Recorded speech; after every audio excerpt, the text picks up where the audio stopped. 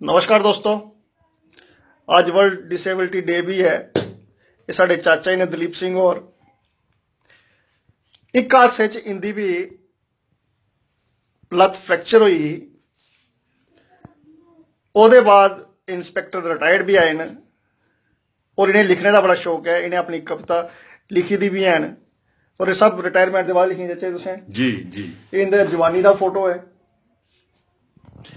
इंदी के जवानी चाचा हुंदे जवानी मैं थोड़ी हिंदी की रचना सुनाना चाहना। सुनो दोस्तों,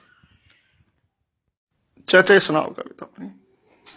बलदिए तोहफे दे लोरे च जदों कोई सुहागन विधवा हुंदी है।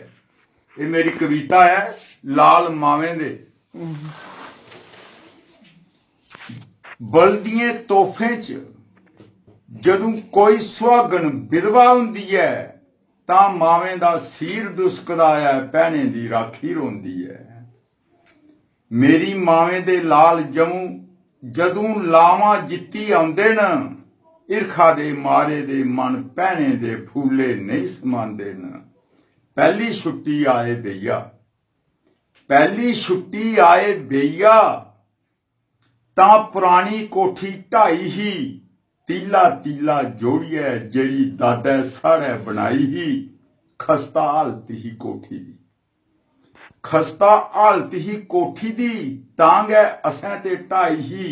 तां किश पैसे दा सरिया आंदा, किश दी इट नवाई ही। क्या बात है। तां असें सारे चुन्नुए मुन्नुए रलिए कोठी नवी बनाई ही। जिस दिन बेइये अवन कराया तां साब दी तार आई ही। वीर मेरे हे थोड़े पढ़े दे, तार कुसे कोला पढ़ाई ही। जंग लगी गई मेरे सैनिको, छुट्टी साहब ने बंद कराई ही। चलदे चलदे वर्दी लाई, थाली विच रुट्टी रही गई। रेल गड्डी दी सीटी सुनिए भैणा गी गश पई गई। अखी भरोची छल छल छलकन, शम शम बरसन नीर। चौथे दिन गै तार आई गई, जेड़ी गई कलेजा चीर। ट्रैंक ते बिस्तरा भेजिया साहब ने, नहीं भेजिया मेरा वीर। मावें दे जे पुत्तर मरदे, भाइयें दे मरन भरा।